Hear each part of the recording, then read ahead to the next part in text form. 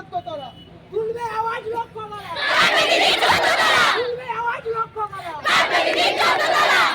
police প্রধান হয় মুখ্যমন্ত্রী হয়